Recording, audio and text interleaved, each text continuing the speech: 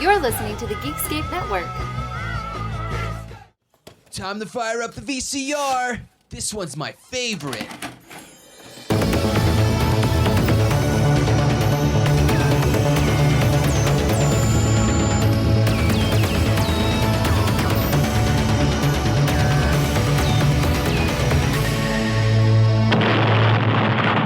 That was gold. Welcome to Analog Jones in the Tempo Film. I'm Steve. And I'm Matt. And this is a VHS podcast that goes in the box art trailers and behind the scenes. And we are starting our franchise review of the Halloween month. Not the Halloween franchise. Every time I do this, I feel like I'm announcing the Halloween franchise. No. It's a franchise in October. Matt, what do we watch? It's not Halloween, but it's the Howling. So maybe you misheard us. But yeah, it's the Howling. We are going to talk about the first movie, Joe Dante's 1981, during the year of the werewolf, The Howling. Matt, who is coming along with us to watch this franchise? At least the first one. We brought back the wonderful, the oh so fun to have on, Mr. Alex has joined us again. Oh, that's so kind. Thank you. Thank you for having me. I love the Howling, so thank you. Thank you for having me. I sort of invited you on this one, like in terms of like we kind of knew we were going to do this Death Wish one, and you were really excited to do the Death Wish one. You kept asking me, what are we going to do? And then when we figured it out, I was like, well, next on our list is the Howling, and I'm like, I know that this motherfucker loves this movie, so and I'm sure he'd be down to talk about it. So I had to definitely like be like, hey, would you? Sometimes we usually do two together. Would you be interested in the Howling? And you were like, yep. I get to watch the Howling again. Yeah.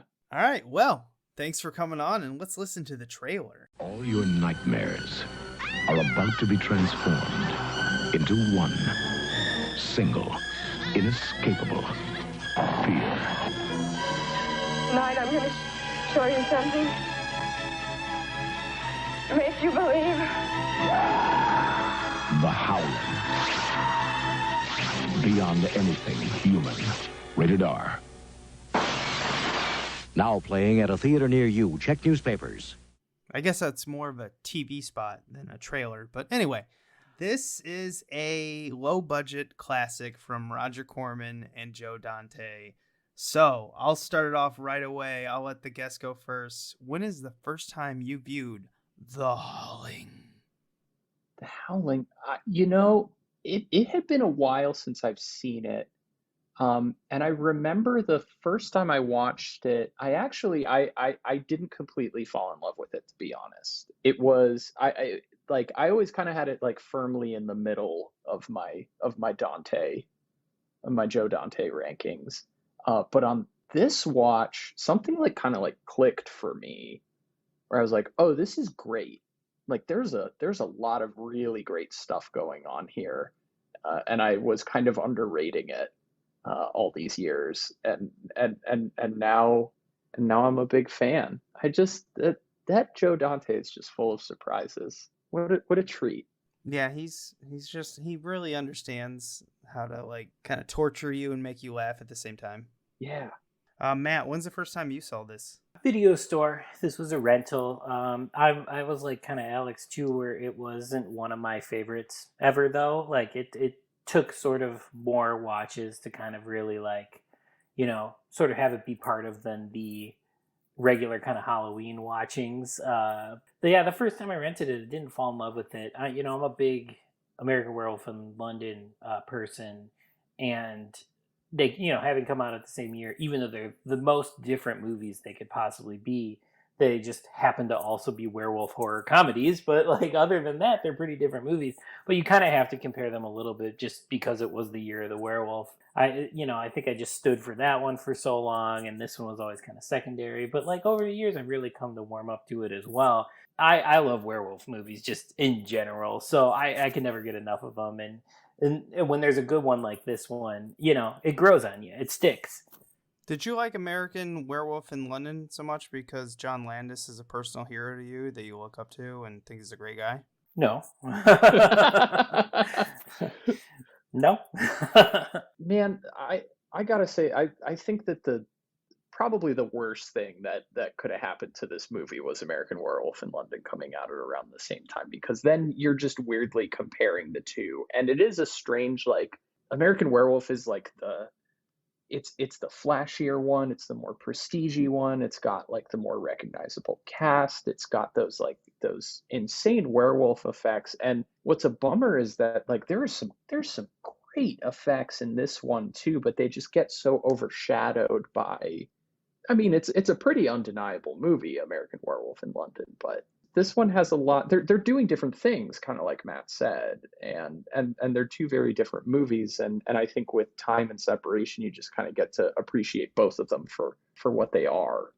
Yeah, I think they're both Rick Baker led special effects. Now I think Rick Baker initially signed on to an American Werewolf in London. Then they said, "Oh, we're not gonna get it shot in time," so he went over to the Howling. And then John Landis called him. He's like, okay, well, American Werewolf in London is going to happen. So he was loyal to John Landis and decided to leave, even though he had already started all the special effects, and then it was taken over. So the original werewolf head was designed by Rick Baker, but I mean... And Bottin took over, right? Rob Bottin. Did Rob Bottin take... That's what I thought, but I wasn't... Yeah. Yeah, okay. There was some Stan Winston stuff too as well for this one, and I don't know if that was the trading back and forth with American Werewolf in London as well, but there's like some thread of Stan Winston. But yeah, in the end, who ended up doing it was Bottin. He was 21 years old. Yeah. When he made that, I can't fucking believe that. I'm sorry, but like you just watch that like you're watching that movie. You're like, a 21-year-old made that? I can't believe it. And like you were saying, like the unavoidable, undeniable comparisons to American Werewolf in London, Howling has an amazing transformation at the end of it as well. Like from this 21-year-old brilliant kid, but like, and then a year later he made The Thing. Like what exactly, exactly. Well, like the Grey Ones are just great because Stan Winston didn't even go into Hollywood to be a special effects. He wanted to be an actor. And then he was bad at acting. He's like, well, I guess I'll do these special effects. And then he becomes Stan Winston. It's just like these guys of the 70s and 80s, they just had it and they just got the opportunity and the rest is history. I mean, obviously it's a lot of hard work, a lot of talent and all that. But I just like, yeah, he's 21. How the fuck? Yeah, it was incredible. And then The Thing like almost killed him. Like it literally almost killed him. Like that's like the famous story that like John Carpenter, when the movie was done, he's like, I need to take you to the hospital. And he was like diagnosed with like severe exhaustion because he was living on that set. Yeah, wasn't he working 18 to 20 hours a day? 7 days a week. Yeah. Like insane. Absolutely insane. Yeah. That dude, he deserves to just put his feet up for the rest of his life with what he did just in those like few years. And what is amazing, I think Rob Bottin, and I think Rick Baker does too, like they're both really good at the documentaries and like sharing all their opinions. Mm-hmm. They're open books. Yeah, and they're like, yeah, we'll show you everything and how we did it. It's kind of like an amazing athlete. You can sit there and watch them and they make it look easy. But then when you try, you're like, this is incredibly hard. How do you make it look so easy? It's because they're great and they're hard workers. Mm-hmm. You combine those two and movie history. Anyway, let's go into the quick facts of this. We already mentioned this was directed by Joe Dante, based on The Howling. I just call him Joe Dante the King because he's a king. And his Oscar-winning Small Soldiers movie. It won the Oscar in my mind. Yeah, won like 10 of them. Based on the Howling book by Gary Brandner. And I text you guys, but the Howling book is dramatically different in this movie because the Howling book I read, it was a housewife that was raped, which led to a miscarriage, which led to her discovering werewolves. And I'm like, oof, werewolves are dark enough. What the fuck? Yeah. Thank God you guys changed that shit. Oof. Anyway, screenplay by John Sayles and Terence H. Winkless. Distributed by Embassy Pictures, which, is a Roger Corman distribution company, correct? Don't know. Is it? Don't know. Yeah, I'm not sure. Well, he has New World Pictures, but I think that was his production company. But I think his distribution company was Embassy. Was Embassy?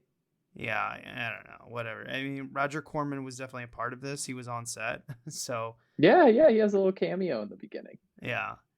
Released on March 13th, 1981 at a budget of $1.5 million. And I just want to point this out. It was shot with 2 different people leading the special effects in 28 days. And that's including reshoots.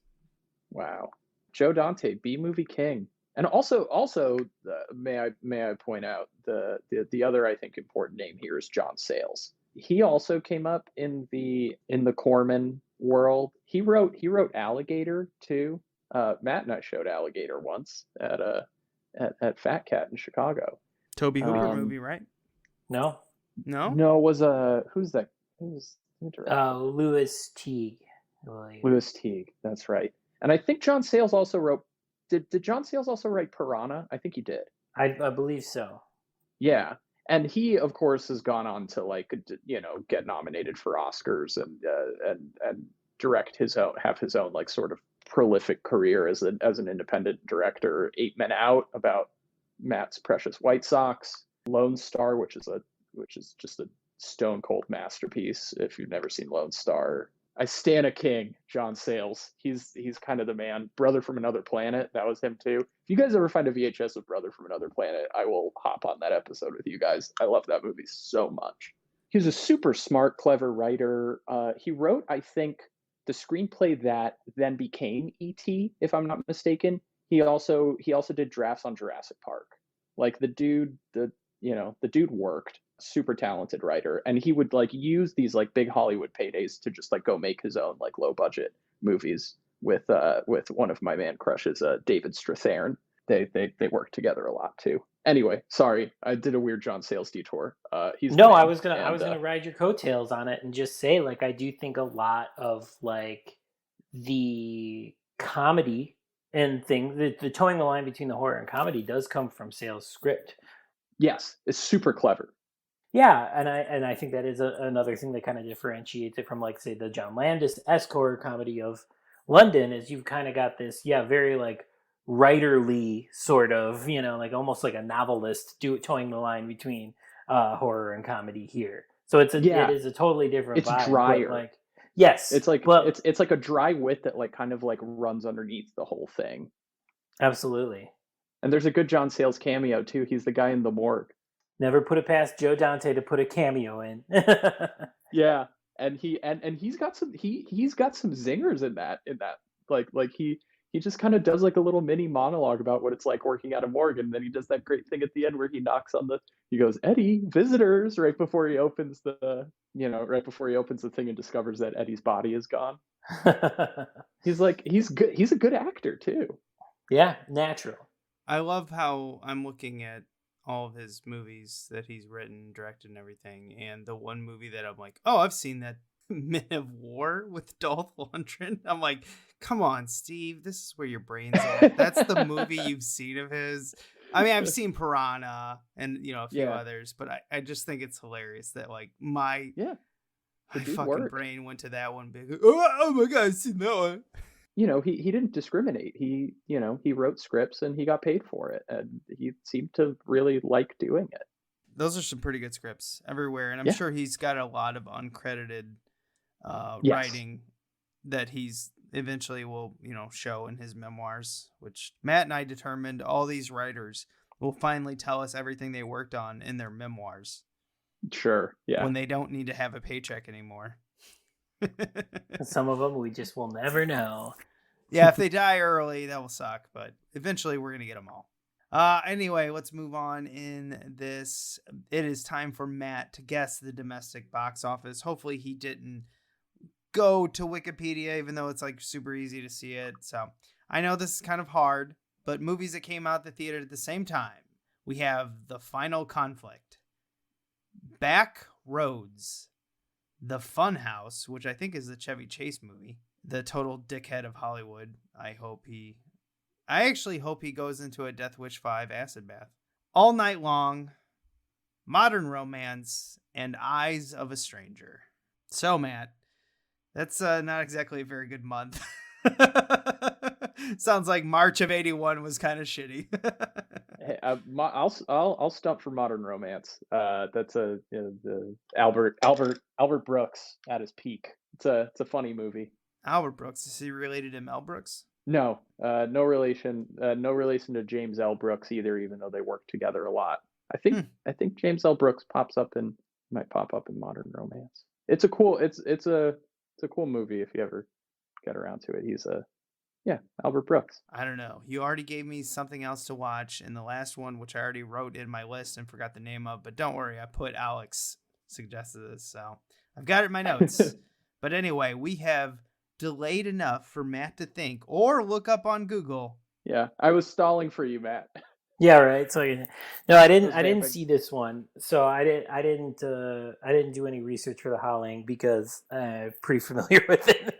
Seen it about 400 times. So, so my guess, I don't know, $1 million. Oh, at the come box office? on. You can do better than that. I can't imagine this being a runaway hit. That's why I think $1 million, maybe $2 million. All right. Well, it was 17.9. Wow. Domestic. See, that surprises well done. Because this was huge. Kind of a hit. This actually put Joe Dante on the mega Hollywood map. I know there's 7 more Howling movies after this, but it still surprises me. I would have thought that this one would be one that would have found its life on video. No, I mean, Joe Dante was the director that Steven Spielberg at first thought was going to be the next Steven Spielberg. He earmarked him for Gremlins after this one, right? Yeah, he specifically picked him out because he loves The Howling.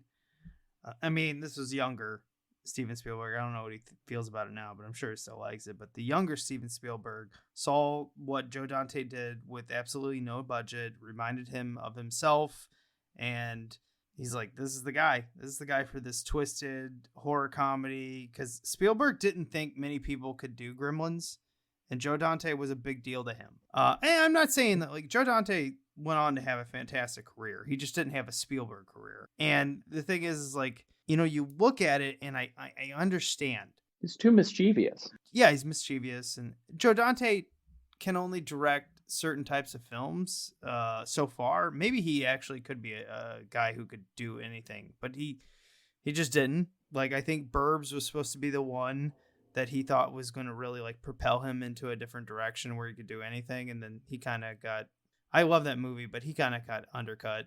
Yeah, no, that flopped, I'm pretty sure, right? Oh yeah, the writer's strike, and he just had, the budget cuts, and then he was stuck on one set, and maybe one day we'll review the Burbs. We'll have Alex back because he loves Joe Dante, right? So yeah, man, bring me on for Matinee Pod. Let's do it. Matinee Pod and Gremlins 2. I'll go hog wild on the Gremlins 2 pod. Oh, Gremlins 2. I have that poster up in my hallway. That's the poster that I had for my son being born because he's the new generation. That's an incredible. I've seen that poster. It's great. It's a great poster. It's such a God. I love that movie. I have the NES game behind me. I'm a massive Gremlins 2. I mean, I like Gremlins 2 more than 1. I mean, that's it's the sequel that surpasses the original for sure. Yeah, people just didn't understand it because they're dumb.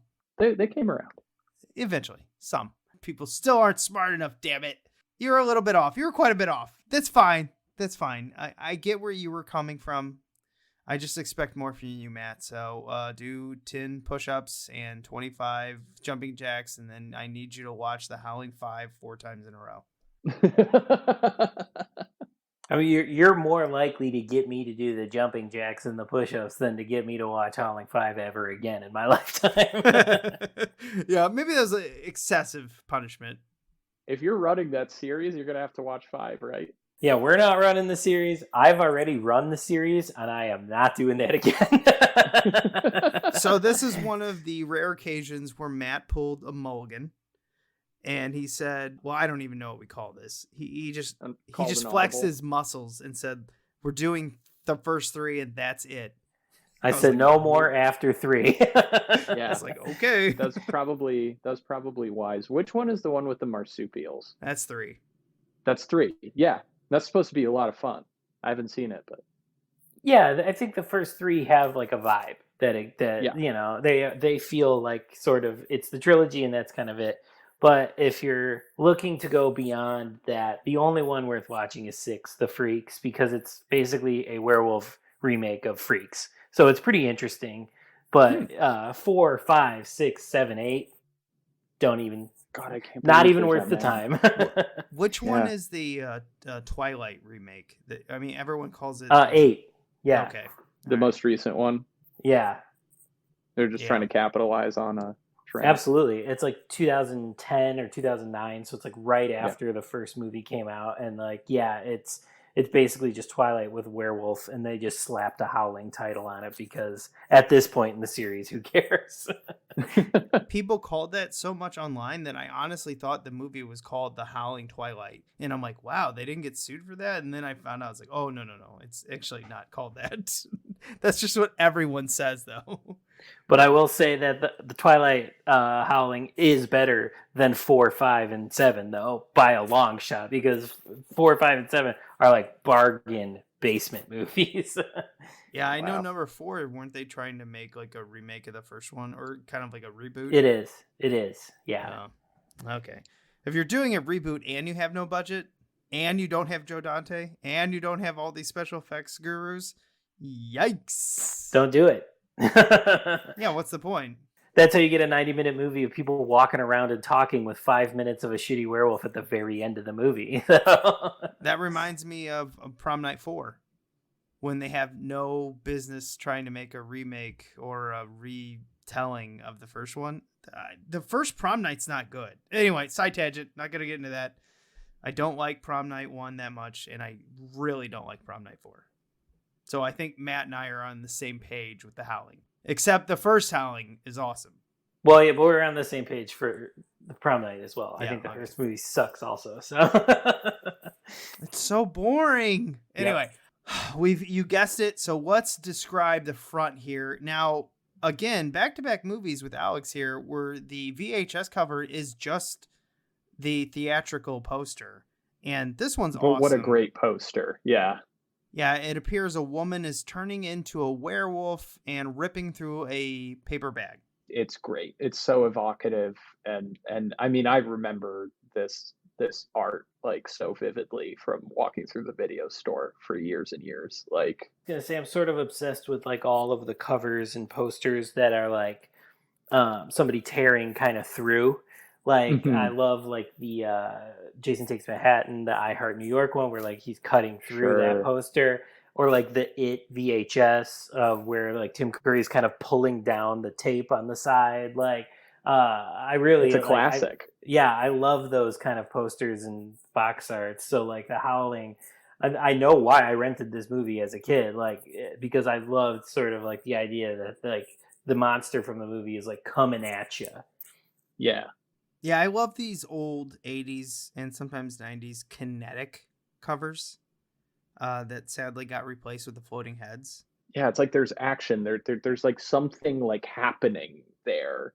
That it really feels like you're in media res, like something bad's happening.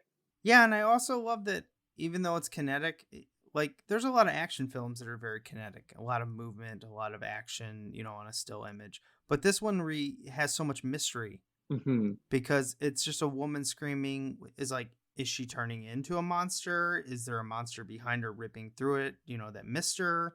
There's a lot of things that you can think about when you look at this as a kid. Now, sadly, I don't remember this cover as a child. I saw this movie. It was on a cable station, and I saw Terri getting attacked by the wolf, and it creeped me out so much as a kid that I refused to watch this until I was well into my teenage years. But once I watched it, I was like, holy shit, this is amazing. I wish I wouldn't have been a little scaredy cat. It's a great cover. Everyone's going to look at this. The only difference is I believe the theatrical one flips it, horizontal flip. So the claws are coming from right to left and the VHS is coming from left to right. I don't know why they did that. Doesn't matter. Both of them are cool. But we have a couple quotes here on the cover. We've got absolutely unique Scenes that win audience gasp, deservedly, from People magazine. One of the best werewolf movies ever made. The special effects are brilliant beyond all description. Los Angeles Magazine. They're not wrong.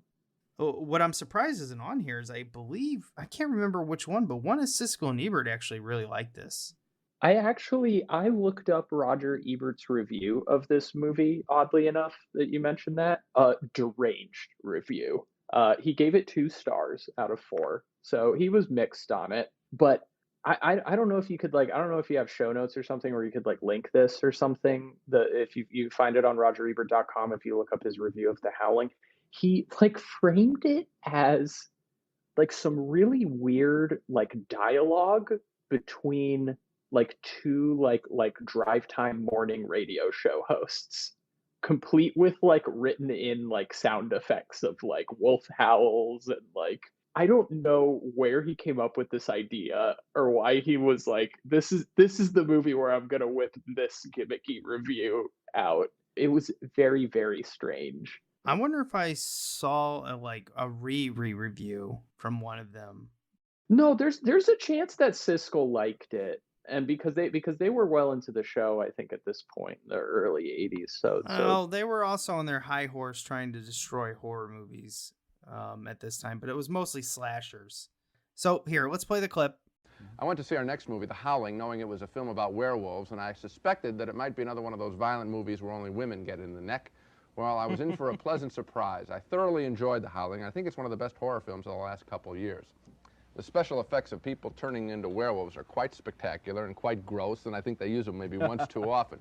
But the best part of The Howling for me is the general level of tension that the film develops. I got scared. The movie drew me into its world of werewolves, and at the same time, I admired the filmmaking. This movie even made the shadows of werewolves on the wall come alive. It's aggressive, it's gross, it's entertaining. I enjoyed it a lot. Well, you know, I agree and I disagree. I agree that it's a superior horror film, and I think that people who like horror films and like werewolves are likely to like this one more than I did. You know, we've talked on previous shows about things like eroticism, humor, and fright. You can't fake them. Either you feel them when you're watching the movie or you don't. I have to admit I was not scared by this film, and so for that reason, I don't recommend it. But didn't you enjoy the idea of being, didn't you enjoy your time in the theater while you were watching it? I love the guys turning into werewolves, even though it went on and on a little bit too much. I enjoy that. I like some of the backstage humor involving the television newscast. It's a lot more witty than the average horror film. Oh, no. It's his literal, it was his review that he wrote for, for the Sun Times. He wrote it. You have to see why I'm confused, because I don't know what reading is.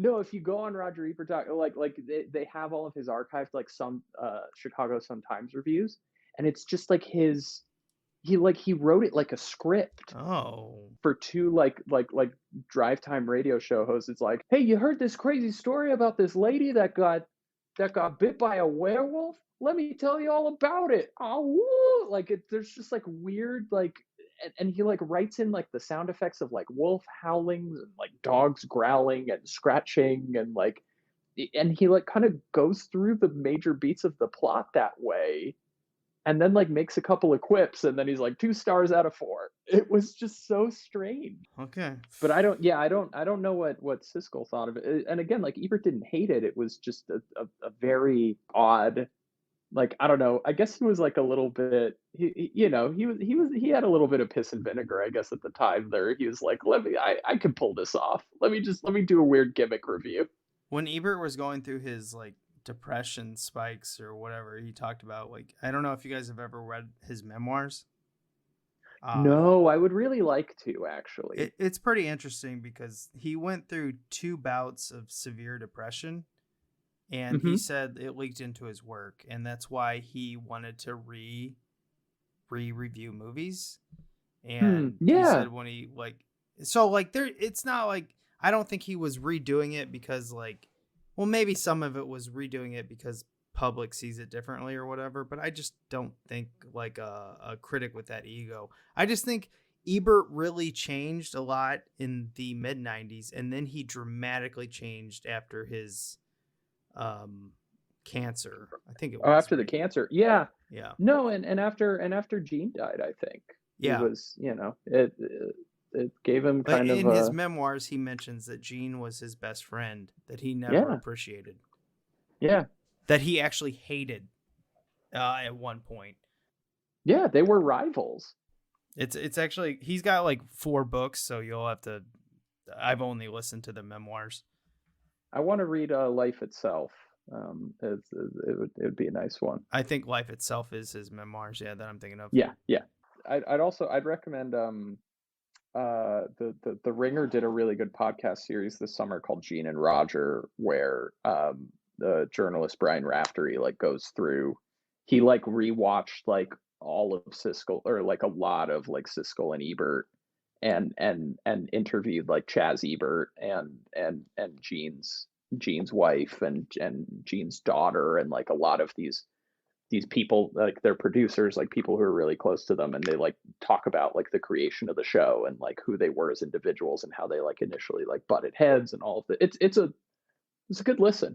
They're pretty well produced. There's like 6 of them, and each of them's like a half hour long. It's a nice little podcast. Those deep dive podcasts are amazing. Yeah, they're really, really well researched, really fun to listen to. And Okay, this is the part of the show where we like to remind you to go out and rate and review us on iTunes. It is really important for our show to grow. If you enjoy us, take a few seconds, go to Apple iTunes, rate and review us, leave us a review. If you can't think of anything to say Matt rules, Steve drools. Ah, damn it, I fucked it up. You can put that too. But really, you should say Steve rules and Matt drools. You know what? If you hate iPhones, you hate Apple and everything like that, we have a YouTube channel. I put every podcast up. Subscribe. You know, you can get it every week. You can listen to it at work if you work at home, like a lot of us do right now. Boom, there you go. And if you have YouTube TV, I believe you can listen to it on your app, and you can even shut off your phone and it'll still play. Not shut off, but, put it to sleep. Anyway, Matt, last time we checked in, you were really cracking the numbers to figure out the iTunes algorithm. Have you gotten any closer? Have you figured it all out? No, we're still crunching the numbers over here. This is going to be some time here. We pan the camera over, and Matt is like racing 2 mice in like a box. I've got my green visor hat on. I'm chomping a cigar, and I'm slapping on an old timey calculator, and it's making all the noise. And yeah. Do you have the receipt like where it's like printing off all the numbers that you smashed down? Yes. Mm-hmm. So okay. We're gonna be here a while doing this. So check back in with me in 46 episodes, and I'll let you know how we are. Well, considering that technology is the late 80s, it's gonna take you about 20 years to figure this out. Okay, sounds good. Longevity for the podcast, though. Sure. Anyway, feature presentation. We had no trailers. Let's get into this movie. And now, our feature presentation. Okay, Karen White. That's our main character. I don't know if you guys know that. Her name is Karen White. She's a TV news anchor, which I've always been confused about this. Apparently, she's helping the police catch a serial killer named Eddie Quest.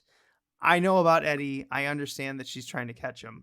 But this movie just kind of seems like it just starts and she's like an undercover reporter. That's what I always took it as. And the police was covering her, and then she got into a bad situation. Yeah, as I understand it, it's kind of both, basically. Like she is a famous reporter who this serial killer guy is like fixated on, and they're using it as an opportunity to both A, like work with the police to catch him, and B, like make a good like salacious story for her news show. It's like kind of like a kill 2 birds with 1 stone scenario. That's how I understand it, at least. Yeah, because back in 1981, journalists didn't just copy and paste BuzzFeed articles. They used to actually investigate things. They went out there to the porn shops and put themselves in danger, baby. I mean, shit, they were really shooting at a porn shop here. I really like this intro. The thing that's struck me on this viewing is I really like the way that this movie begins and ends. And I like how it has like the bookmarks or the bookends rather of the news show, and how this like whole like rigmarole kind of relates to media and our like hunger for salacious, torrid things. it's there, but it doesn't like hit you too hard over the head.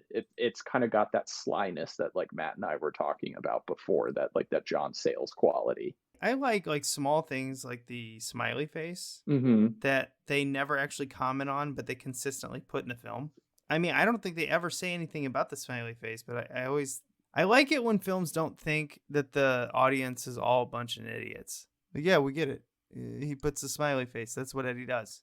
I like how too we just like start off Fast and Furious. It kind of reminds me of like Dawn of the Dead at the time, and yeah, like it's doing the comment on media, but also just like it gets us right in there. And I think this is its way, not of necessarily like announcing it, but of the way it is separating itself from the book, and that like we are having a very kind of cinematic visual thing starting this movie off.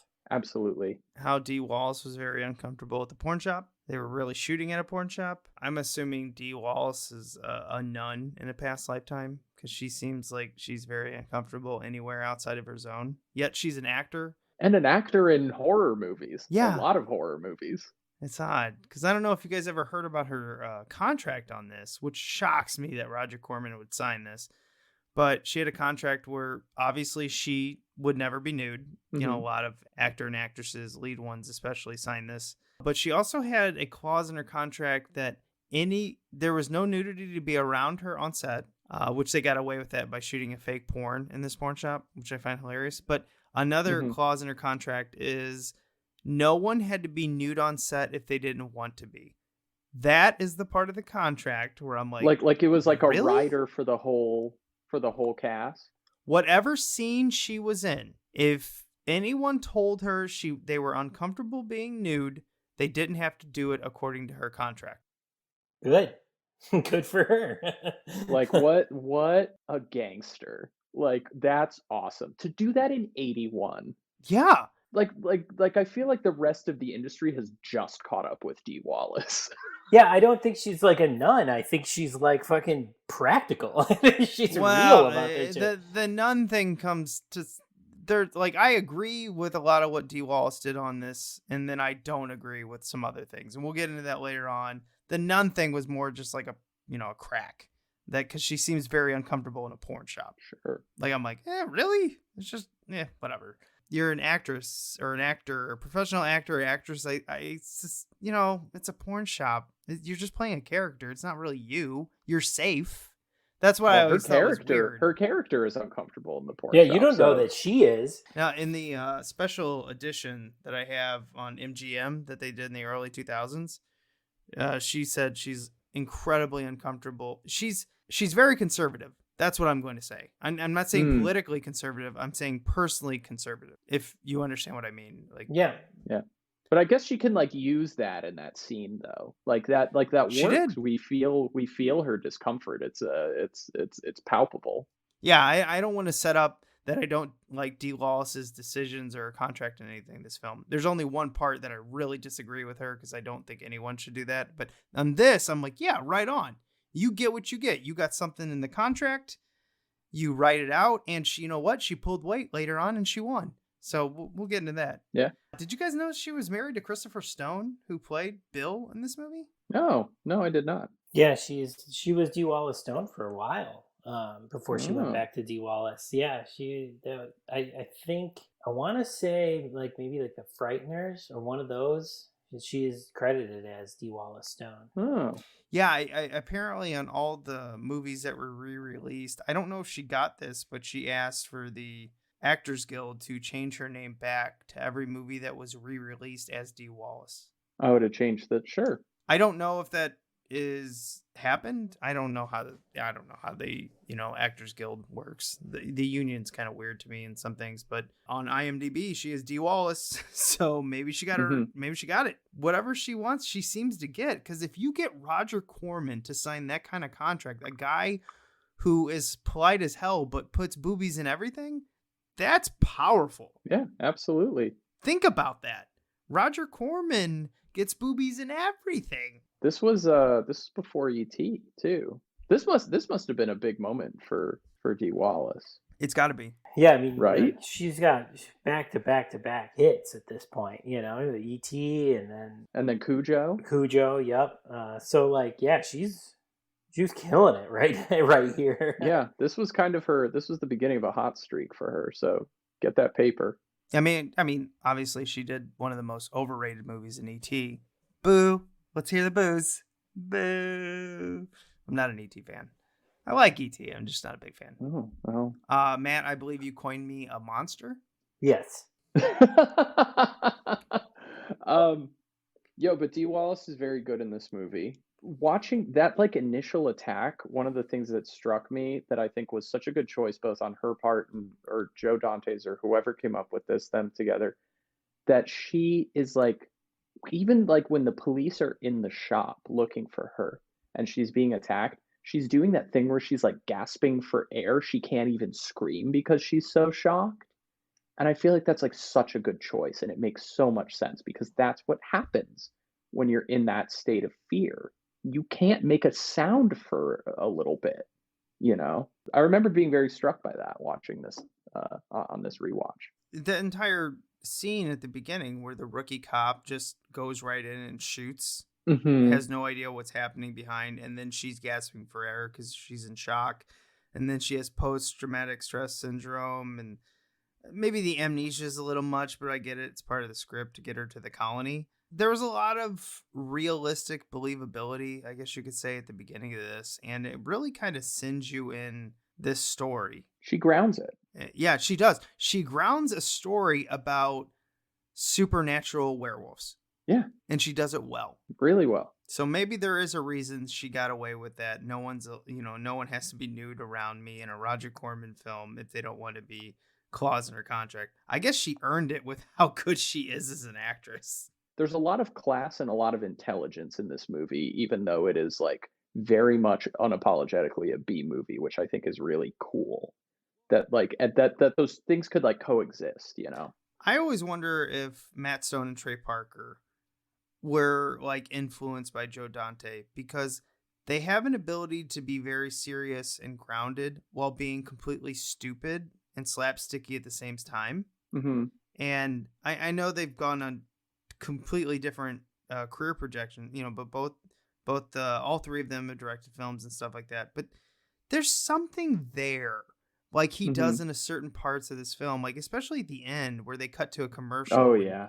And like, oh, that ending. Yeah. Yeah. And we'll talk about that later on and even play a clip from that one. But there's something where I feel a lot of people were influenced that started directing films in the late 90s and 2000s by Joe Dante and I don't even know if he has a general audience sense of humor, but he has done really big general audience films. I don't know. He's just very unique with his sense of humor. He's a B movie freak. Like that's his thing. He's just incredibly movie literate. I think there is a kind of like a subversive sense of humor that comes with that because he is obviously so passionate about subversive art and in sort of refashioning it for his means. What a dude. He's also very loyal. He works with a lot of people over and over behind the camera and in front of the camera. So I appreciate that. Even though him and James Cameron have nowhere near the same sense of humor, they both have the same loyalty to the people behind and in front of the camera that I appreciate. Obviously, James Cameron, Joe Dante, completely different personalities, but I love it when you see those type of directors, and even John Carpenter. There's certain type of directors that just like have a loyalty to the people that they can trust and they appreciate. It always makes them feel like a family more than just like you're going to a job to get a paycheck. Yeah, and like Joe Dante kind of also surrounded himself with the people that he grew up admiring, people like Dick Miller and Kevin McCarthy, who both make appearances in this movie. Kevin McCarthy also really great as the news producer. Just like, again, just that performance just like toes such a great line between like he's smarmy and kind of despicable, but like kind of funny the way that he'll just like kind of throw these lines out, just these really tossed off, like bringing that Chinese girl, like she's like while Dee Wallace's character is like freezing up on, he's just like ready to replace her in a heartbeat. I don't know. He's like the personification of that, like those great media gags and that kind of like smirking, subversive sense of humor that very characteristic of Dante's work. I think Joe Dante, like a few other directors that Matt and I have reviewed over time, is they appreciate the character actors because they came from low budget. So you get someone like Kevin McCarthy and Robert Picardo, which every time you put them on film, they're just going all out. There's a lot of these actors that Robert Picardo is amazing in Inner Space and Gremlins 2, mostly Inner Space. Like, I love him in Gremlins 2, but Inner Space, he's playing several different people playing other characters. And if you haven't watched Inner Space in a long time, watch it for Robert Picardo, because he's amazing. He's astonishing how good he can replicate other people's movements and mannerisms. He's so freaking good, and he's so underappreciated. Now, Kevin McCarthy is a very bombastic character actor, which I appreciate. He's also great in Inner Space, but Robert Picardo just blows it out of the water. Go back, watch Inner Space, also directed by Joe Dante. Mwah! French kiss, or the chef kiss. Mwah! And hush over the crowd. Anyway, let's go on further into this story. So she has amnesia. The Dr. Waggner says that she should go to the colony to relax. He doesn't suggest this to anyone. He only suggests it to people he thinks really need it. Mm-hmm. Basically, people he wants to make a werewolf. In my opinion, she was, more intellectual, and I bet the doctor wanted her to be a werewolf. He needed somebody on his side, right? Yeah. He needed like that, because there's kind of like factions within the colony. Maybe he thought there would be some, someone to kind of follow his philosophy of the werewolf life. Now, Matt, when they get to the colony and we find out, most of us have seen this movie, they're all werewolves. Who's your favorite werewolf out of the colony? I don't know. I don't know. Do you have one? Do you have one that like stood out for you? I would say I like the doctor the most because he's the one who's like playing both sides. He's trying to be a human while he's also a werewolf. And then when he's amongst the werewolves, he's trying to act, like intellectual and human and not let his emotions and instincts take over. But also part of me wants the lady who just wants to bone Bill. I just find her funny because she's the leader. And she's like, I'm a nymphomaniac. And like, they just like kind of announce it. Yeah. They're like, she wants to bang everyone. That's my thing. Yeah, I think I'd take her. I mean, like if we had to take somebody just for that very reason. Marcia, I think is their name, right? I think so. Yeah. Yeah, whoever. I liked her brother with the fur vest, where he just kind of like walked around on all fours almost. Yeah, he was the like weirdo in the colony where you'd be like, oh, him and John Carradine, where you're looking like, I don't want to be in this fucking colony. These guys are weird as shit. Oh yeah, was John Carradine the one that like tries to kill himself at the beginning? Yeah. Where he's just like, I want to throw myself in the fire. Oh, he's had too much to drink. You should go home, Erle. I'm like, I don't know. I kind of dig that guy. He's got a good vibe. What I appreciate about Marcia is Bill immediately rejects her. So she becomes a werewolf, scratches him, turns him into a werewolf so she can bang him. Yeah. She's going to get what she wants, damn it. She's like, I got a way to make this happen. But the actress, on the other hand, did not get what she wants. And this is a very important lesson for any actor or actress out there. If you don't want to be nude in a film, make sure you get it in writing, because Elizabeth Brooks, they told her that she would not be nude on film. Both of them would be covered in smoke. No. You saw her boobies and bush and everything. Dicey. Which, fantastic body. So at least when you're on film, you looked good, but that pissed her off. Rightfully so. I don't want to say she was a Bible pusher, but she was very religious. So that pissed her off. Fuck you to the people who did that. That's fucked up, but didn't have it in writing. That sucks. I hate when someone takes advantage of like that. That fucking sucks. Yeah, but whenever we get to like that sex scene or whatever, we do get some. Is this where we first see our stop motion werewolves? Is it? Yeah, because like they couldn't do a Oh. werewolf humping another werewolf, so they just did a stop motion animation. Yeah. Yeah. Werewolf sex, man. That's my boy David Allen doing those. The puppet master himself did all the stop motion stuff in here, so I think that stuff's pretty dope. It's much better than the animated one that they use later on, where the two wolves. That's the one where Joe Dante was the most upset about because the producers wouldn't pay more money to do stop motion. So they paid someone to do a small 4-second cartoon, and he hated it. And it just it's if you pay attention to it and rewatch it, it's pretty jarring. Like, what? The stop motion works well, but It was weird. It was a weird moment. so skipping ahead in this, so we got two characters that are kind of like outside of the colony looking to help Karen White. Well, I guess Bill's not looking for the help, but anyway, one of my little crushes that I had as a kid is Terri. I don't know why. When I watched this as a little kid, Terri was a crush to me, and it also crushed me that Terri died. She's pretty. She's cute. And Chris, played by famed Adam Sandler associate Dennis Dugan. Yeah. Oh, The director of Wedding Crashers. And Grown Ups, didn't he? Yeah, he did Grown Ups 1 and 2 and Big Daddy. Yeah. And I think he did Billy Madison, and I think he did Happy Gilmore. Yeah. That's like his career was like making Adam Sandler movies. And Wedding Crashers, you said, Matt? I think so. My God. A bunch of movies that I don't like. Oh, man, you don't like Wedding Crashers? No, I think it's kind of boring and mean-spirited.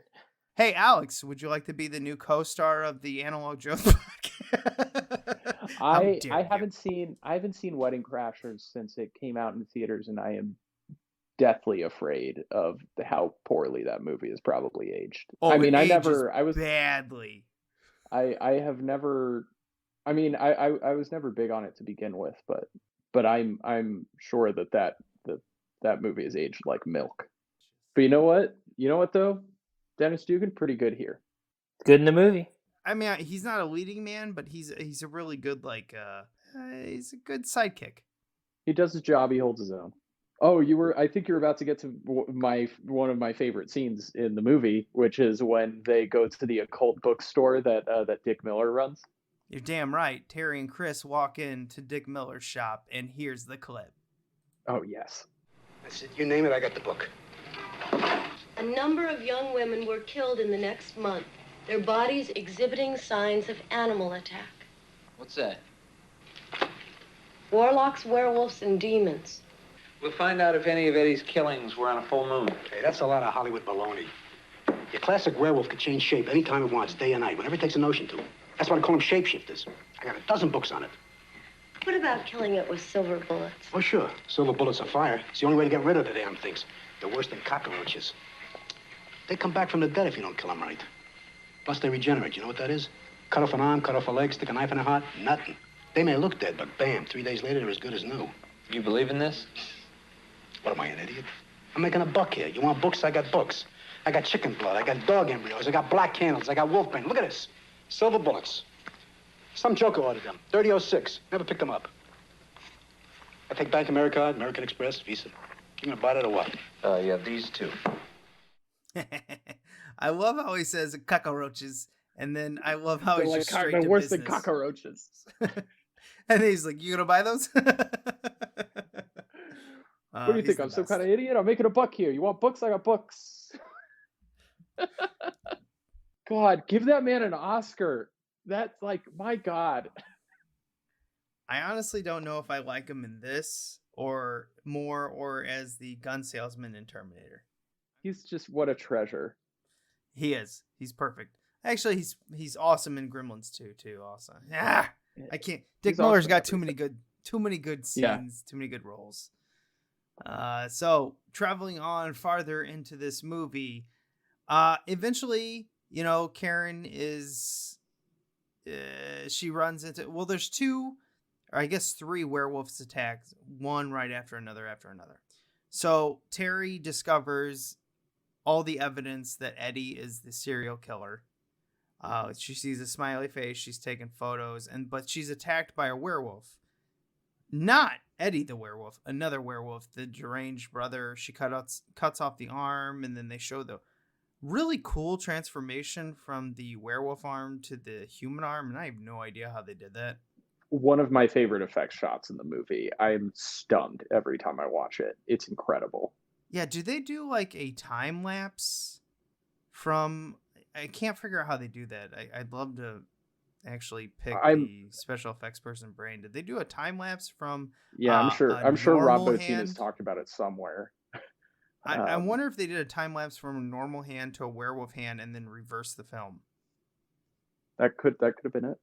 Yeah, I don't know, but it was really cool.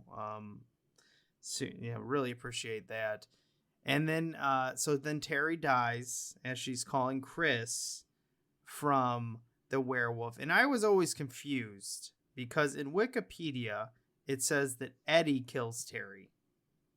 But then the Eddie werewolf looks a little bit... Now, this could be because of different people doing special effects. But that werewolf looks a little bit different from the transformation werewolf of Eddie. So, because it looked a little bit grayer and a little bit older. And I was wondering if it was supposed to be the doctor. No, I think it was Eddie, because I think he mentions in the scene when he runs into Dee Wallace, the piece of my mind scene, I think he mentions having killed her friend. I think he said, I feel like there might be dialogue where he says that. I love that moment where Terri is going through the files and the werewolf hand just comes up and just snatches it. Oh, no, it creeped me out as a kid. I wouldn't watch this film for the longest time because that film scared me so much. Or that scene. But watching it today, it's such a great combination of, it's a great jump scare, but it's also, when you think about it, it's it's such a wonderfully absurd little moment where the werewolf is like, "Oh no, you don't." Well, and it's also a jump scare that doesn't have the jump scare music that goes, yeah. No, it's they just there. It's like, oh jump. no. Yeah, it's great.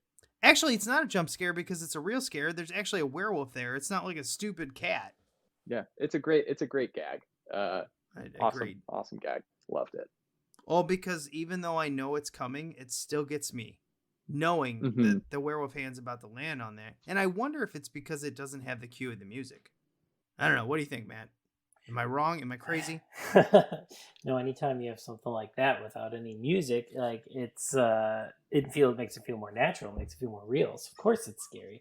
And of course it's scary for a little kid. So of course it ruined you and you saw it because it's so matter of fact. When shit's matter of fact like that and they don't have sort of the music cues to tell you how to feel, then you start thinking it's really happening.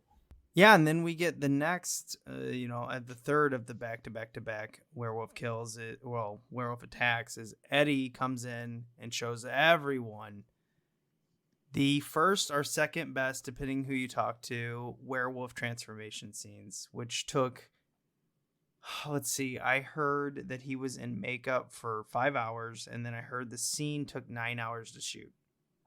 I believe it. That's actually, I thought it was going to take more. Can you imagine being in 13 hours? Just absolutely incredible. It took 3 days to shoot. So I don't know. I don't know how that, maybe they set everything up in one day, had him on set from 5 a.m. to, the whatever 13 hours is in the day. And then the next day, I don't know, maybe it was split. I don't know how that works because I've read that it took 3 days to shoot, but it was a total of Robert Patrick and someone else 13 hours. You know how it is. Someone notes are different than the other. Who knows what I'm reading? But either way, it took a long time and it's very well done. It's amazing. And it's always just so great to watch again. And truly grotesque, but just fascinating. You can't take your eyes off of it. It's and it's so, I don't know, it's so slimy. It I don't know, it's it's got a different quality from the American Werewolf one that I think that's how people can really like have those debates. They're giving you different things. Mm-hmm. They're Now, you know, they're I go ahead. don't think you could have transformations this long like you did in American Werewolf in London and you did in this. Because I don't know how long American Werewolf in London's transformation is, but this one is like 114 seconds, which is, you know, close to 2 minutes. I don't think in a modern movie you would have a transformation this long. What's cool about this is maybe it's a little bit long, you know, some people say, but it's kind of cool just to look at like each layer of the special effects happening right in front of your face. Yeah, it feels so thought out in the whole process of like, oh, this is how it would look like when, you know, if your skin or bones would like crack or stretch, and like it's not something that you're right, in a modern movie they do that. And I feel like they did that in like the Wolfman movie with Benicio del Toro, where it's like the transformations are a lot more like they're quicker, but they're like they have that like, I don't know, that like action movie energy to them where everything just like bulges out really fast, you know? Like whereas this one like feels like a slow agonizing creep, you know, as opposed to like the pop, like everything just kind of bursts outward kind of feel that I feel like most audiences might like kind of demand in a modern telling of that kind of thing.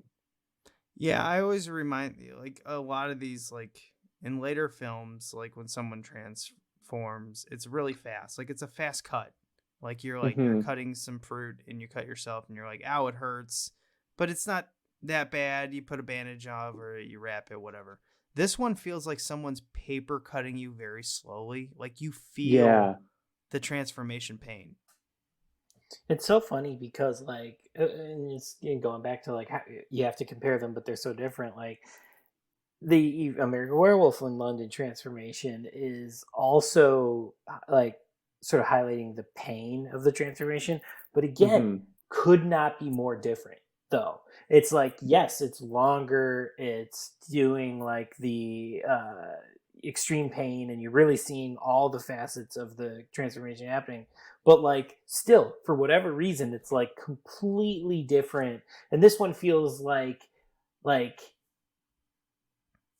I would, I guess, compare it to maybe like a Universal monster almost transformation. But yes, you know, in the 80s with Rob Bottin's effects, like whereas like the other one he's changing more into like a big animatronic monster. Like this one, they just they have such similarities, but they feel so different. Well, and the American Werewolf one is like it's a private moment. Like he's by himself. Yes, if I remember correctly. This one is like a show-offy moment in this movie. Where the tone of this one is like, let me show you. Want to see something fucked up? Like it's like kind of like like there's a sadism to it a little bit more, where he's like, I'm doing this to freak you out and to like chill you to your core because like there's a different like purpose to it. The transformation is a show for somebody else, and that happens again at the very end. Like that's literally what Dee Wallace does at the end. She goes in front of the camera and does the transformation as a show to communicate something to people, which I think is that's a little different from what American Werewolf in London is, where it's more like, you know, I want to keep this in. I want to control this, you know, whereas here the transformations are like pushing outward as a ways to almost communicate with people in a fucked up way. I like that take on it, and I think that's like I think that's 100%. Like that's 100% what I got out of it too. Yeah. Another look at it that I see that like Joe Dante has like a through line in this is when gremlins, when they get wet and they pop the gremlins out, like the pain that they have to create, like the pain that it takes to become a werewolf, to get like the ecstasy of killing or sleeping with someone, you know, whatever it is, the, you know, kind of like animalistic instinct. I see reflected in Gremlins where he's not afraid to show the pain of like when Spike jumps into the water or when any gremlin gets wet. Like they know sad. all that pain. Yeah, it is sad, but all that pain is going to come to something that they need and they're willing to sacrifice it. And I think it's always interesting because Joe Dante never scares away from that, even though he has quote unquote family films under his belt. He has done that his entire career where he's really, I think he's one of the perfect like storytellers to children where he doesn't sugarcoat things. Like sometimes you got to sacrifice something that you want, you got to sacrifice to get something that you want. And I always see that in his films. And now obviously this is for adults and, the horror genre and everything like that. But I see that throughout his timeline. Like he just is not afraid. Well, because he can communicate those things with or without like gore or adult themes or whatever. He can still communicate those things. Like he has the tools to do that because he's a good storyteller. Yeah, and he does. That's why he works for all ages. And he does it with people who are in makeup, or he does it with puppets, or he does it with actors and actresses. It doesn't matter. He has the ability to tell that story through anything. And I is like, that's any medium, he's going to tell the story. And I just find that fascinating about him, that like he's such a chameleon director. He changes to each situation, but he always gets the great feeling out of every situation. And I know you said you like were a massive fan of him, and I'm a massive fan, and I know Matt is, unless Matt's going to throw us a curveball. No, you Matt never loves know Joe. what I'm going to do next. No, Matt, wild card. Joe, Matt's but a I Joe love Dante guy through and through. Yeah, absolutely. Small Soldiers changed my life when I was 7. Are you kidding me? yeah. I mean, he does the same thing with those toy puppets. He makes them characters. It gives them emotion. Yeah. Yep. Yeah. And then going on later in this, Chris comes up in his Mazda, which Joe Dante puts a scene in there. Oh, the gag with the Mazda is like, some of us work for a living. Specifically put in there by Joe Dante, by the way. He's very proud of that scene. Even though I don't think in a modern film you could get away with that. They would just be like, no, we got to keep the story going. He's like, no. I'm putting this scene in. Yeah. And great. Chris shows up. He grabs the silver bullets from Dick Miller's bookshop, and then he comes in. And I love how Eddie and a lot of these werewolves are all like, "Go ahead, shoot me. You can't kill me. I'm invincible." And he just mows down werewolf after werewolf. He hits Eddie. He hits the crazy brother. He hits the doctor, which is very happy that he killed him. And then that was a cool moment where he's like, yeah, do it, man. Yeah. And then he's like, oh, thank God. Thank God. Yeah. And then we get to one of my favorite scenes in this where you get to the final battle. And, he's driving his Mazda, and then you actually get to see Dee Wallace's character carrying it. Like, no, stop. That's, I forget the character's name, but no, stop. That's whomever, the sheriff that she trusted. And it turns out he's a werewolf. And then Chris kills him. And then they jump into the cop car. And then they go wild with all these werewolf puppets crawling all over. And Dee Wallace then just goes, you know what? Fuck it. She grabs a gun. She shoots one of the werewolves. And then she shoots another werewolf, which ends up being Bill, her werewolf husband. And I like the turn. This is Dee Wallace's character's turn. And this is something that Dee Wallace does good. She goes from a very helpless character that is like seeking strength to immediately taking strength. And I think, a lot of these 80s actresses that are really good at it, like, Jesus. Oh my God. I just forgot her name from Halloween. What is Jamie Lee Curtis? Yeah.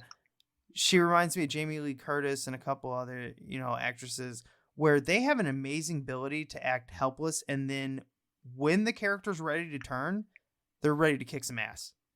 Yeah. And I don't know if there wasn't enough stories like this to get these actresses to have this turn, or if these actresses were just special and took advantage of the situation of the turn. But either way, there's a couple of them that stick out, and Dee Wallace is one of them. And she does a great job here. Yeah.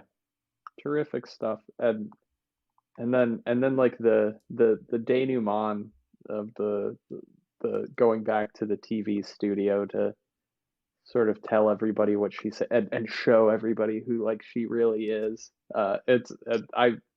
That ending gets better and better every time I watch it. Every beat of it. Agreed. And it kind of, I don't know, it kind of goes back to us just being like, you know, being incredibly impressed with Joe Dante can do. What the way each beat communicates a different emotion, and that they all kind of exist in the same place, and that's like the note that the movie ends on, where there's the kind of tragic note of her turning into the werewolf in front of the cameras. And you see, that shot of like when she's in the wolf makeup and just the tear rolls down her eye, like right before Dennis Dugan like puts her down, and then like Kevin McCarthy going cut to commercial, and then boom to the dog food commercial. And then everybody like arguing like, that wasn't real, just sort of like undermining the whole thing. And then of course that final shot of the hamburger hitting the grill as the credits start to roll over it, and we just watch that hamburger cook the whole time, like the tragedy, the drama, the comedy, the satire, it all just like lives together in like that last like 60 seconds, and you just get walloped with it one after the other, and it's just brilliant. Like, what a great ending. It's more modern too than like some of the other stuff you would see in 1981. It feels more, well, at that time would be ahead of its time, but it feels more current now. Like that's more kind of a stinger you'd pop on a movie, you know, post like 88 or something like that. You know, This is so ahead of its time to kind of have an ending with that kind of a button. That's like, it's like the They Live ending. I think of they're very a lot similar. as the same way. Mm-hmm. Yeah. Mm-hmm. And you've got that note. It's just like that mordant humor with like the tragedy of like, yeah, this is how it is. Yep. And in case hey, baby, what's wrong? In case no one has heard it, here's the clip. I cut it down a little bit, so it's not as long. They're neither people nor animals, but something in between. Monstrous mutations whose violent natures Take one. must be satisfied. I know what you're thinking because I've been where you are. That's enough. Leave it. And it's possible Leave to it. imagine. Cut. Leave it! But I have proof, and tonight I'm going to show you something. Make you believe.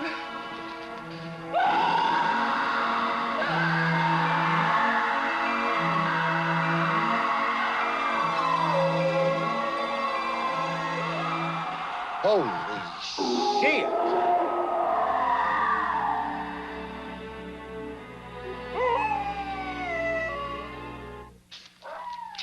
What is this? Wow! What are you kids watching? The news lady's turned into a werewolf. Oh, boy. La mujer se cambió en un lobo. Hijo.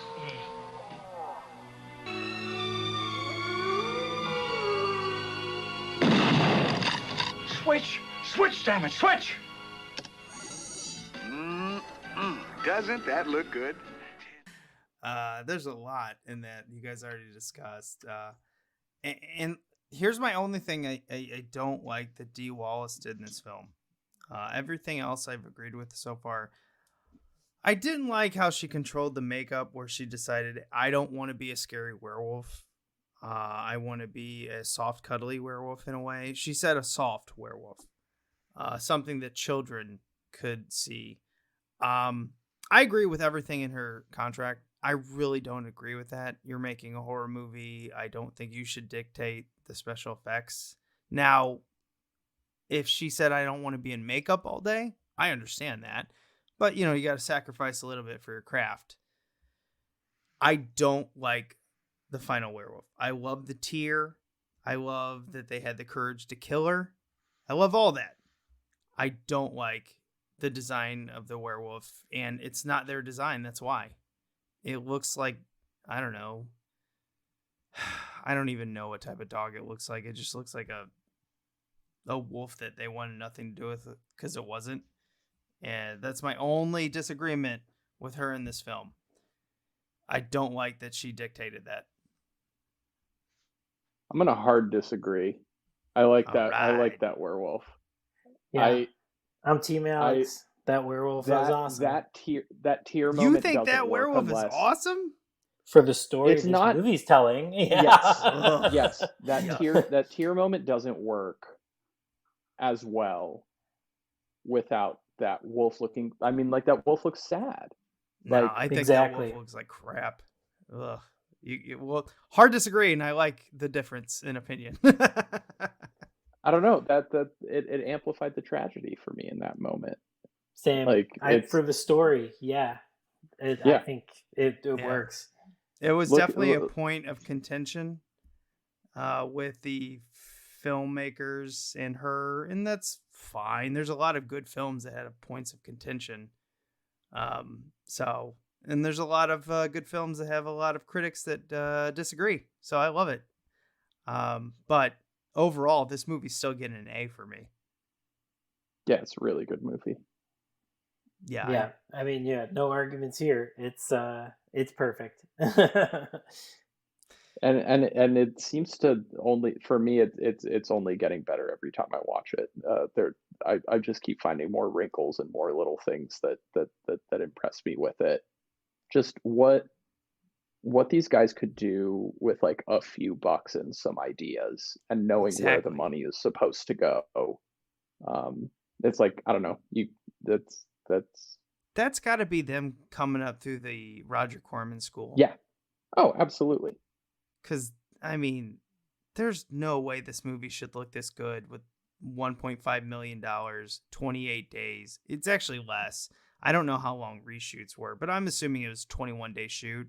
And then someone convinced someone else, hey, if we put a little bit more money in this, it could look a little bit better. They probably got an extra week. I'm just guessing on all this. I don't know.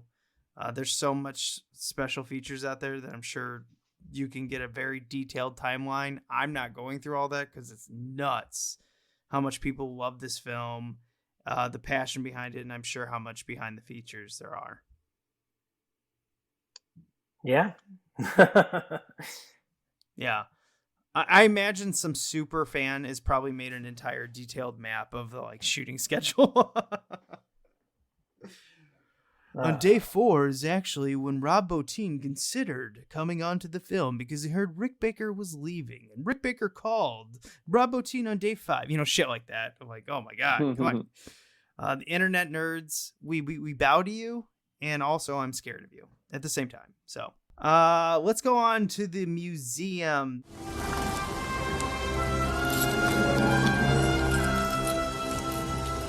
This is the second time I've had to reclaim my property from you. That belongs in a museum. So do you. This is the part of the show where we go in the film jungle like Indy and bring something back, good or bad. Again, we are going to let Alex go first so we do not steal his section of the Howling. Number 1, he gets an entire wall to himself. What do you got, Alex? Wow. I'm afraid I'm going to steal this from somebody, but I wanted to take the severed werewolf hand. But I want it to change back and forth, so I could just keep watching that effect over and over again. Could you imagine if you had that Halloween effect on your porch as kids came up for candy? Woo! Just the hand flexing and turning, getting furry, and then getting it's pretty remarkable. What if you were baller enough to hire Rob Bottin to just remake it? Seems like a nice guy. I don't know. Maybe he'll do it. Alex, for you, anything. Everything I've ever seen him in and like making up documentaries, he just seems like a cool dude. I know, doesn't he? I know. He's just he's awesome. Matt, since I went first last time after the guests, you get to go this week. Oh, there's so much I like, but I almost, just to spite you, I almost want to put that final werewolf in just to stir the fucking pot, and I think I'm gonna do it. I'm gonna put the final werewolf in. Yes, take the D. Wallace werewolf head. Hell yeah, that's in my wing. You are a monster to my society. No, that's fine. I wish I could be, your Robert, sorry. I wish I could be your Siskel. I don't know who's Ebert, who's Siskel in this relationship. I don't know. I wish I could be your opposite, but I'm like, yeah, that doesn't offend me. Mine, you know what? I kind of like Dr. Waggner's death, where they're like, finally, I don't want to be this monster anymore. He's pretending to try to like make all these werewolves, like try to blend them into society. And everything he's saying is right, by the way. They can't keep going on like this. They need to, actually adapt. The world around them has changed and he hasn't. But at the same time, I kind of like where he's just like, fuck it, I'm done. These idiots don't learn. And then David Carradine's like, we should only do John Carradine. I'm sorry. John Carradine is like, we should only do the old ways. And that's kind of why he was so depressed and wanted to die at the end. That whole like little 2-minute section, I'm going to put in the museum. I just like it because even werewolves have conflict in their clan, just like our politics. Even werewolves get the blues. That's right. Oh man, if John Carradine would have had a saxophone, mwah, perfect. Just like Lisa Simpson. That's right. I'm the only person in the world who's compared John Carradine and Lisa Simpson. Prove me wrong. I think you're right. All right. I liked this was fun. From the agreements to the disagreements, mostly at the end, because you guys are wrong. and actually, I love it. I pray for those moments. But let's move on to what we watched. I'll go first to start it off. I did watch it, but I was playing it at the same time. I played Resident Evil Village. I play a couple video games a year because I'm old. I have a kid. It takes me a long time. It took me a month to beat this. But as a old school Resident Evil fan in the 90s, as a kid that had plenty of time to play video games, I was satisfied with this. It's different, but it's wacky. It's strange. It's creepy. I loved a lot about it. It wasn't too hard where I became frustrated, and it was enjoyable. I actually enjoyed a new video game, which has been quite a while. So, well done. Who wants to go next? Go, Matt. Oh man, I don't even know if I have anything else that I'm watching right I thought you brought something up earlier. Did I? I don't know. Well, you don't have to. We can just go straight to Alex. Yeah, I've got nothing. Okay. I've got nothing else new to talk about. Alex, have you watched anything recently? I wanted to take this opportunity to plug. Molly and I have been. Molly is my wife, by the way, everybody. She's real. She's 100% real. I have a real wife. I met her once, twice. We have been watching. We're just about to finish a show that ran for 4 seasons on AMC called *Halt and Catch Fire*. I don't know if you guys have heard of the show. Yeah, I've seen the commercials for that. Mm-hmm. AMC kind of put it up as like as Mad Men was ending, as like, okay, here's our next Mad Men. It's like about like computer programmers in the 80s, and it kind of had that like that kind of like gloss, that sheen to it, the prestige TV sheen. And the first season was quite good, but you could kind of tell that they were sort of trying to sort of chase that dragon of Mad Men, and then the show really starts coming into its own in the second season, and it becomes this really great like character study, but tracking these people like through the history of like the revolution of like personal computing and how computers and the internet also like become a part of our everyday lives. It's a really, really great show. And I think one of the cool things about it is that it takes like these 5 character actors who you usually see like just kind of in supporting roles in other movies, people like movies or TV shows, people like Scoot McNairy, Lee Pace, who people would probably best know him under all of that freaking makeup as the Guardians of the Galaxy villain. I don't know. I can't remember his name. He's blue and he's got a big axe.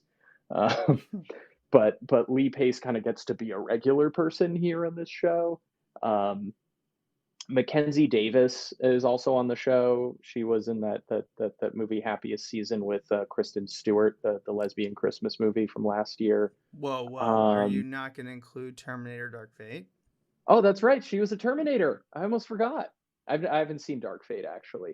But yeah, Mackenzie Davis, the famed Terminator, is one of the main characters on the show. You and half the country haven't seen it, so.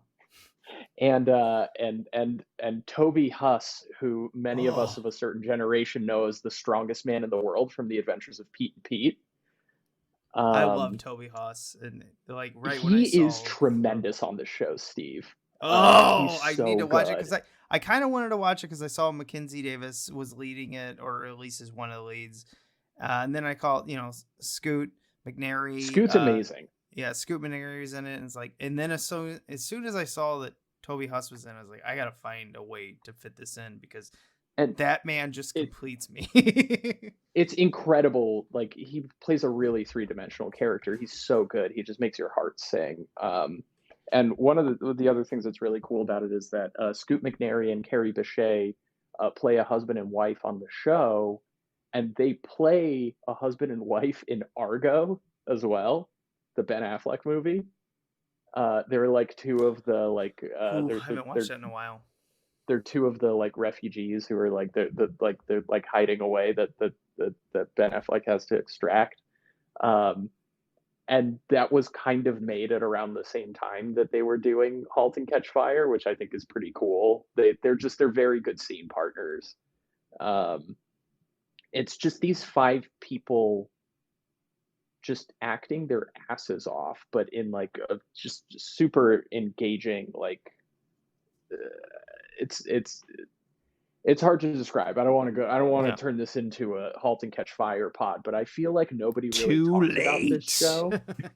I feel like nobody really talks about this show, and it's super cool. It's on Netflix, 4 seasons, 10 episodes a season. You can kind of burn through it if you're a good binge watcher. I am a terrible binge watcher, so I watch like 1 episode every 2 weeks. But we're about to get to the finale, and I've already pretty much like shed tears over this thing. Like, it's a really, really great show. Just the shit, and more people should watch it. Yeah, AMC Plus keeps suggesting it to me, and I keep going like, I don't know if I'm ready, but the one thing, like Scoot McNairy, I always remember him. I haven't seen him in much. There's been plenty of things he's in, but I just remember him playing so well opposite Brad Pitt in Killing Them Softly. Yes. Yeah, he's a tremendous that guy. Like, where he'll just like pop up in a movie like that and just kind of steal it for a few minutes.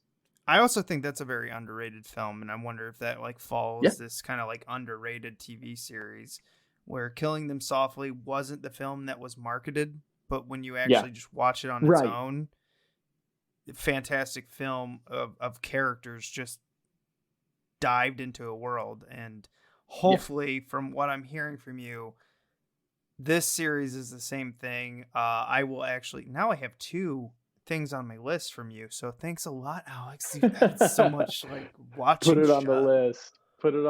I don't know if I can ever finish it. But and if you don't good. have AMC Plus, of course, have it, but it's also on Netflix. So anybody with a Netflix subscription listening can find it pretty easily. I feel like all the AMC shows just eventually end up on Netflix. They must have a contract. Oh, absolutely. But yeah, that's what I got. It's awesome. A great show. Thanks for sharing it with the fans. That'll end it this week. Alex, thank you for coming on Death Wish 3 and The Howling. It's always fantastic to talk to you. Thanks for having me. You always have great discussions with us. It always leads to a very fun podcast to edit. I constantly want to edit them down, but at the same time, I want to keep the content. So I should never be an editor of a movie. I would be the guy to be like, I made a movie. It's 3 hours and 80 minutes. That's actually 4 hours, but it's good. It's really good, guys. Anyway, I'm a terrible editor. Not bad at audio, but I'm lying. I'm bad. I'm really bad, folks. Anyway, that will end it this week. So remember to be kind. And rewind.